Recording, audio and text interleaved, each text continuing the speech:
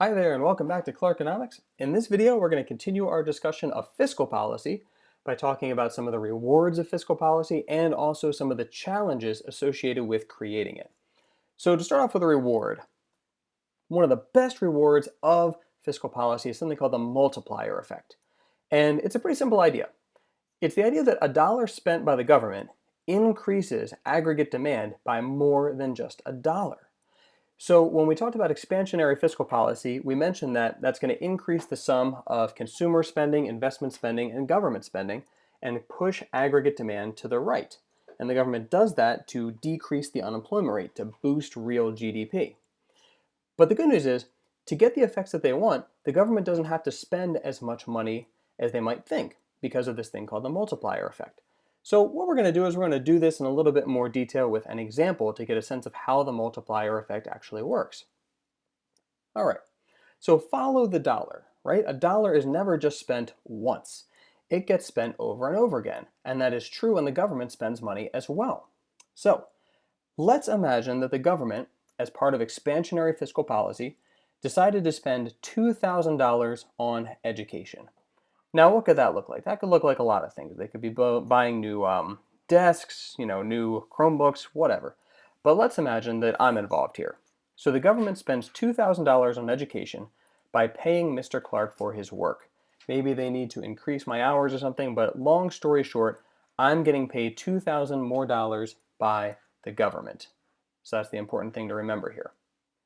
Now, what is that going to do to GDP? Well, when they pay me for a service, right, because I am providing a service, education, that is going to increase the real GDP by $2,000, right? They're buying a $2,000 service, my work. That's where it starts, but that's not where it ends. So far, the real GDP has increased by $2,000. But when I get this money, I have $2,000 more dollars than I did before. Some of it I'm going to save, because that's, what you should do with some of your money. But some of it I'm going to spend. And I like bikes. So I'm going to go to a local store called Bike Line, and I'm going to buy a $1,000 bike. The other $1,000, let's just say I'm going to save it in my savings account. I buy a $1,000 bike. Well, what does that do to real GDP? That boosts GDP by another $1,000, right? Me buying a bike, that's a example of consumer spending. That boosts GDP by another $1,000. Now Bike Line has $1,000 more dollars than they did before. Let's say they save some of it. Sometimes businesses do that. But then they decide that they're going to spend $500 of that $1,000 on new bike repair gear from a company called Park Tool. They make some good bike repair products. That's going to boost GDP by another $500 because now that is investment spending. That's a firm investing in new physical capital. So that original $2,000 that the government spent on education is going to increase GDP by well over $2,000. I mean, so far the total change in GDP has been at least $3,500, right? 2,000 plus 1,000 plus 500. And it's not even going to stop there, right? Park Tool, they're going to take some of that $500 and they're going to use it for investment. And so this process goes on and on and on and on through this multiplier until there's nothing new left to spend. So that's how the multiplier effect works. The government spending $2,000 doesn't just increase GDP by $2,000, it increases GDP by a multiple. Now that multiple depends on something, and I'm not going to get into this in a complex way. The multiplier depends on this thing called marginal propensity to consume, which is actually a pretty simple idea. It's when you get a dollar of income, how much of that dollar do you spend versus how much of that dollar do you save, right? So let's go back to the top of the table here. Imagine that I had a really high marginal propensity to consume. Like, let's say every dollar I get, I spend it. I don't save any money. If that were the case and the government gave me $2,000 for education, I would have gone out and spent $2,000 out of $2,000, right? And so this row right here would have read 2,000 instead of 1,000. So the GDP would have expanded by even more. Let's say I had a really low marginal propensity to consume. Like, let's say I didn't spend any of that money. I decided to save the entire thing. Like all $2,000, I just saved $2,000. These two table rows down here would not exist. The multiplier effect would stop right there. The GDP would only increase by $2,000 because me saving money does not really contribute to real GDP in the basic sense that we're talking about here. So what I'm trying to say is if people have a higher marginal propensity to consume, like they spend more of their money rather than save it, then the multiplier effect is even more powerful, right? When the government spends money, it has a bigger boost on real GDP. If the marginal propensity to consume is lower, people are saving more, then that multiplier is not as effective as it could be. So that's one effect. Now, to get into some challenges of fiscal policy, the crowding out effect is the idea that when the government spends more than it earns, it's got to borrow money. And the government does this quite a bit, actually, in real life. It's called deficit spending. The government earns money from taxes, but it also spends money. And when the government decides to spend more money than it's earning through taxes, it's got to get that money from somewhere.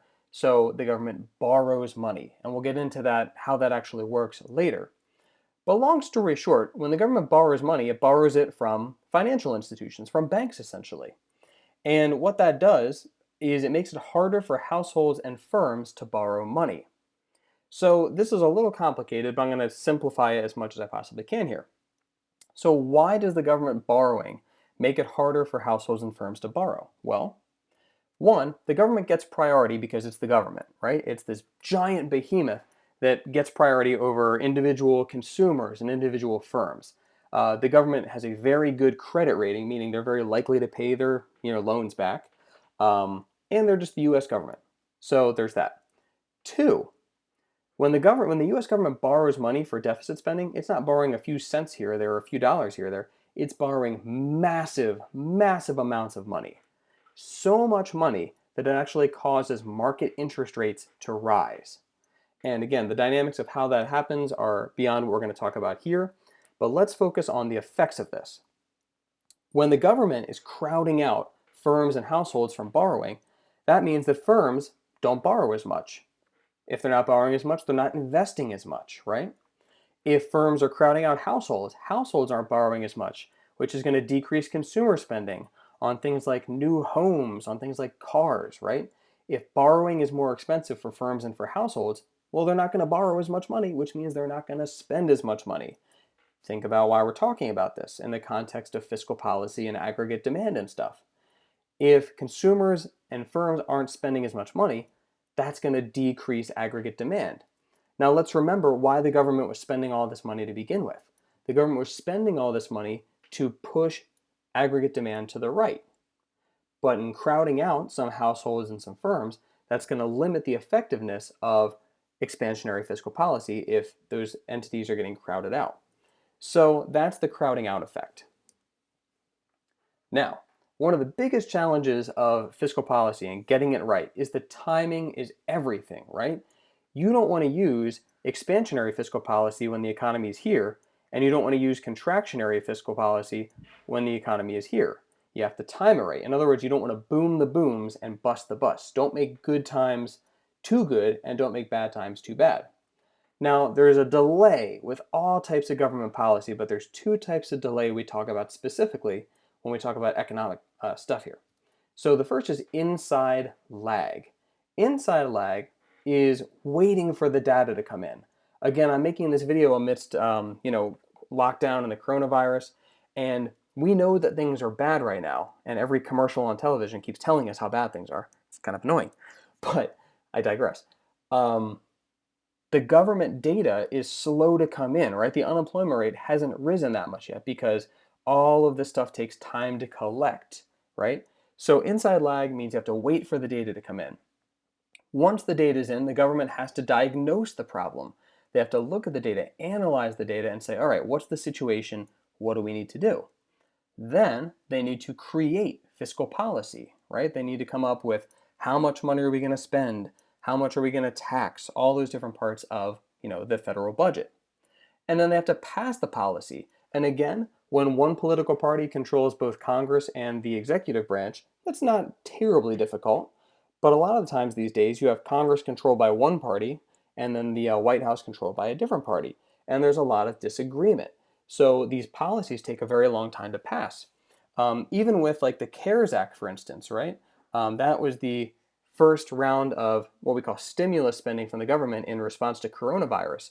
Even as all this emergency stuff was going on, Congress and the president were going back and forth and arguing about what was going to be in this bill to help people out. So that's an example of inside lag. All of this stuff is part of a lag, a delay, that keeps the policy from being effective.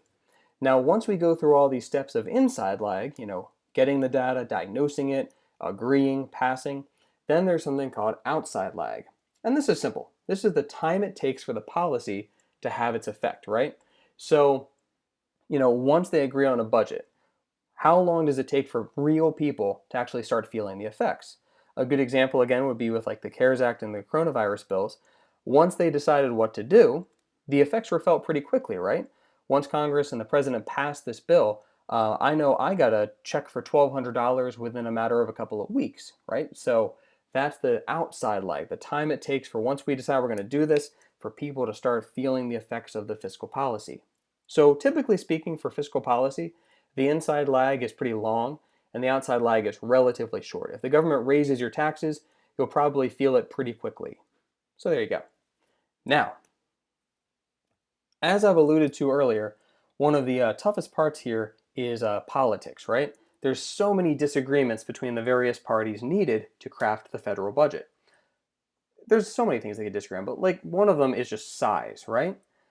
How much do we increase or decrease taxes by? How much do we increase or decrease spending by? There's no, I mean, there's all kinds of economic agent institutions and things that try to guide Congress on the right path. But again, it's all political decisions. Voters have a large say in what politicians actually decide. So there's a lot of debate over how much to, increase or decrease things. And again, if they can't come to an agreement, the government goes into shutdown mode like it did a few years back. Two, who pays or who earns the dollars, right? So who gets the government spending? With the CARES Act, there is a whole debacle with the Small Business Administration where they allocated all of this money to help out small businesses, but a few large businesses kind of snapped up a bunch of these loans pretty quickly. So there's a lot of debate over who's going to be the beneficiary, who are the winners and who are the losers in any given situation. So who gets the government spending? Whose taxes are going to increase or decrease? Huge debate right now. Do we make the wealthy pay even more in taxes, or do we lower their taxes, right? These are all kinds of debates that we're constantly having. And then not only that, but as I alluded to earlier, contractionary policy is pretty rare. And this is a major challenge, right? Contractionary policy involves raising people's taxes, but also cutting government programs. Not very popular because again, you're telling people they have to pay more money and the government's not going to help them out as much. So there's that. And then finally, one other aspect that makes things difficult is what's called mandatory spending. When Congress is trying to create fiscal policy with the president, they're actually not in control of every single dollar that the United States needs to spend. A lot of it is actually already spoken for. So what I mean by that is previous Congresses have made promises to the American people. We're going to spend this much money on this every single year. So that money is already tied up. In other words, Congress doesn't have discretion over what that money gets used for. And believe it or not, about 60% of the budget is actually out of Congress's control.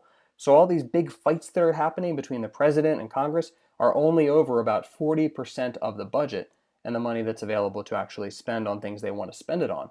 Most of it's already spoken for other purposes. Things, like Social Security, Medicare, Medicaid, things like that you'll learn about a little bit later. So in the first video about fiscal policy, we kind of set it up as, if they want to expand the economy, all they have to do is lower taxes, increase spending. And contractionary policy, all they have to do is this. But it's so much more complicated and it's very contentious and there's a lot of debate and you have to time it right and you have to get the size right. In 2009, there was so much debate over how big should the stimulus be, this expansionary fiscal policy to get the economy back on track. Even right now, there's debate over how much money should the government spend to limit the effects of coronavirus on the economy. So these are not easy questions to answer, and a lot of the times these debates fall along political lines, unfortunately. So that's some of the challenges and the rewards of fiscal policy. Thanks for watching.